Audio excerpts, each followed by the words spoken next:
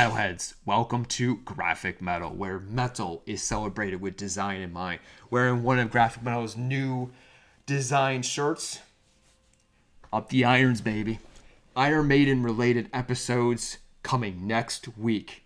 And tomorrow, an extra special episode where we're releasing a new type of episode series. It's a series I used to do many years ago. I've been anxious to want to bring it back. Basically, it's a reimagination series. So from a design, graphic metal style fashion, we're reimagining album covers, designs, whatever I think is interesting. In this case, we're reimagining Metallica's 72 Seasons. Starting off with a bang. A year later, also revisiting how the album holds up, and again, giving our recommendation of what it should have been. So check back on that again tomorrow. As for today, we're reviewing the latest album by Dååth, the Deceivers.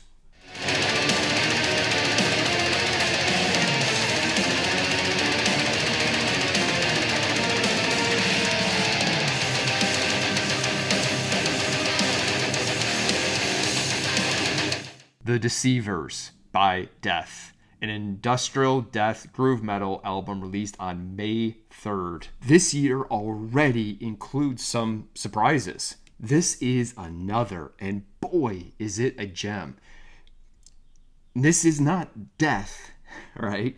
But the association is well earned because this is a fucking beast of an album. This American industrial death groove metal band comes via Atlanta, Georgia.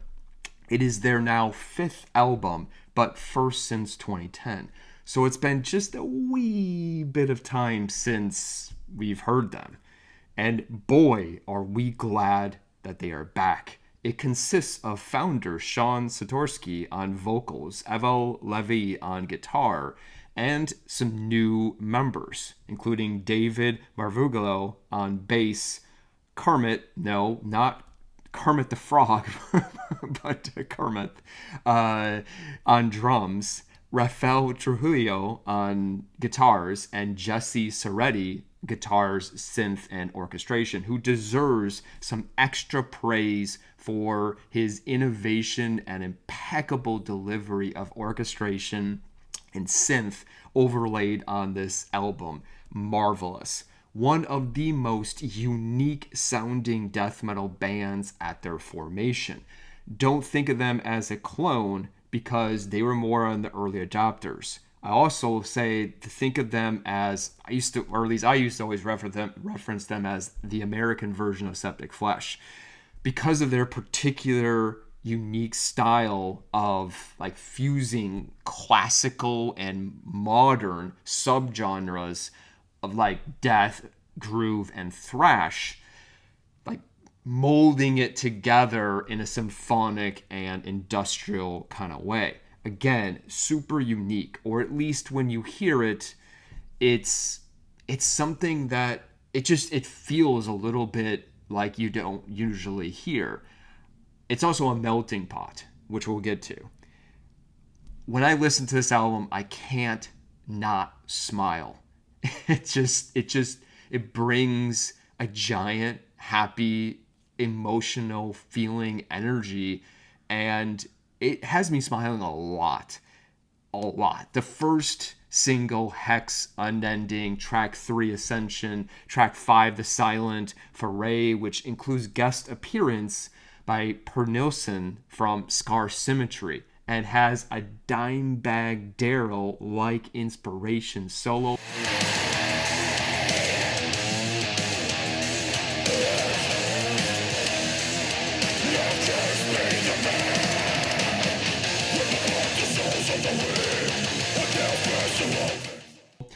Rest in peace.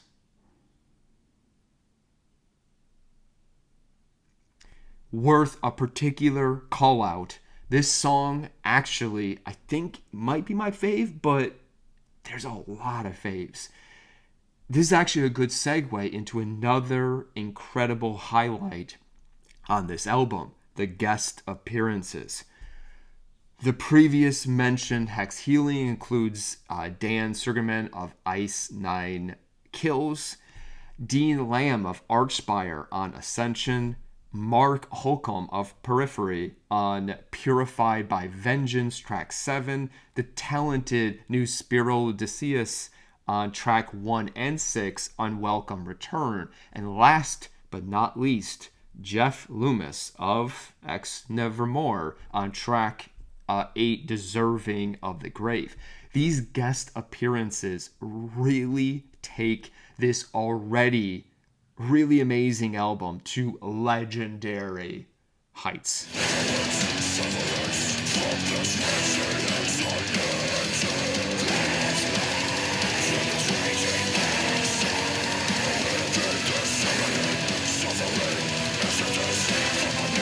Seriously, I've only listened to the album twice from beginning to end, but it keeps pulling me in. It just has like a gravitational pull. I want more. And what's also so cool is that with each listen, you're gonna hear new things. You're gonna be inspired, new sounds and layers and other similar bands that you're gonna think of. I mean, I already mentioned Septic Flesh, obviously, but some others. You ready for this?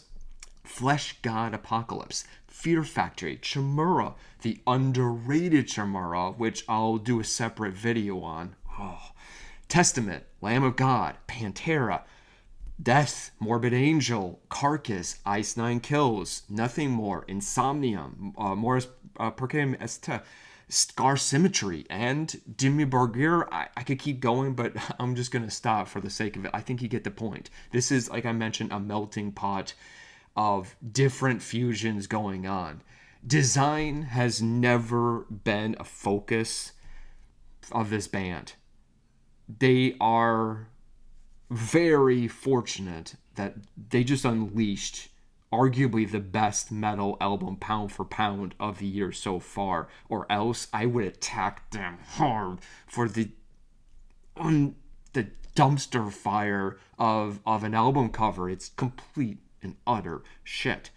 Today is just not a good day from a design perspective, as all 3 albums that I'm reviewing today, they're all terrible album covers. Designs are god awful. I mean, this one in particular reminds me of the very first graphic design work of art, if you want to call it that. It's more like an exercise.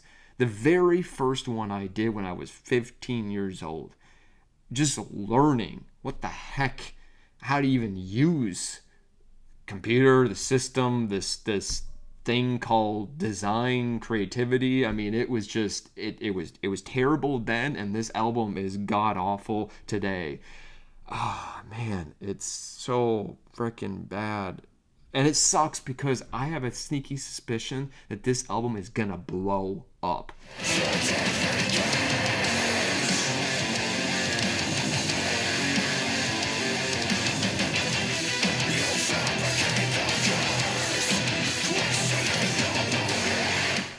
I mentioned all the subgenres, right?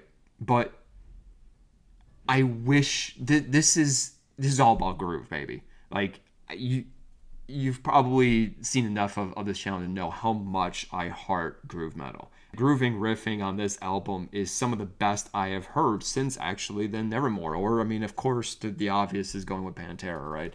But, you know, this sparks actually, this is kind of a fitting time, because I'm actually just about to next week release a new episode where I asked the question, who invented groove metal? This was sparked because I recently discovered, while researching for another episode, which will also be coming out next week, on a particular band's career. And let's just say that I was introduced to a new potential player into the mix. It may not just be Pantera and Exorder.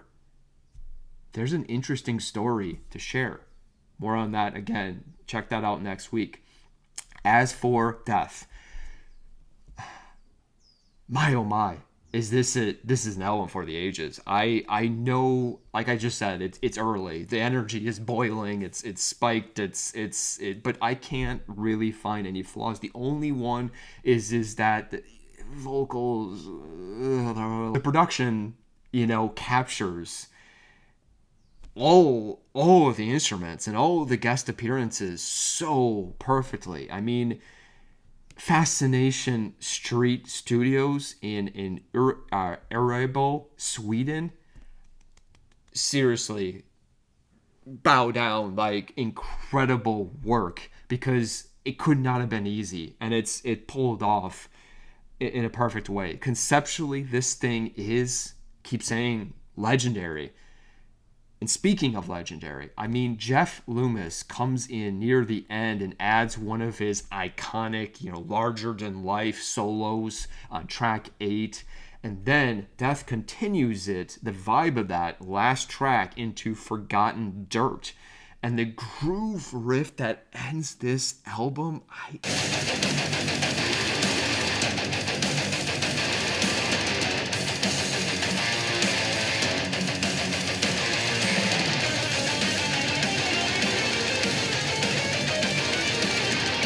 almost freaking cried, man.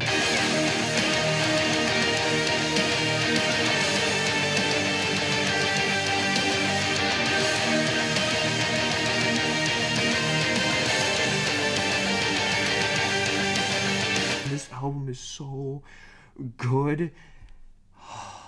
And again, it demands you to listen to it more and more. When it ends, you just want to replay it again and again and again. This album is not dirt, nor will it be forgotten. I'm already calling it. This is the album of May, and easily in the running for end of the year candidate. Speaking of this, I'm just about to release my top album for the month of March. I've been waiting for this last subgenre because it comes with two of the best, but the number one spot is in this subgenre for the month of March, which means I can't wait to then move on to April. Feel a little bit behind, but nonetheless working as fast as I possibly can. As for Death, it may have been 14 years, but holy sardine, was it worth the wait. Grafikmetal emphatically green stamps this album with a score of 90, because you know my rule. In case if you don't know, if the album cover and the artwork is that bad, I cannot, in good conscience, go over the score of 90. Usually my rule is 89, but I gave this thing some bonus points because the album musically is just so freaking sonically amazing, and it just makes you feel good inside. Man, oh yeah. Okay, seriously, this album, just freaking listen to it. I have a sneaky suspicion that you're gonna love it. It may not be everyone's cup of tea, but I think that there's so many different fusions of styles that I don't know how you cannot like it. Oh, yeah. And then, tomorrow, got an extra special episode where Grafikmetal is introducing a new episode series that I've been wanting to get to for quite some time. I used to do it back many years ago, and finally getting back to it, introducing it with the behemoth of them all, Metallica. We're reimagining it, Grafikmetal style of 72 seasons, and reviewing also how it has held up after a year being released. So until then, cheers and keep on rocking.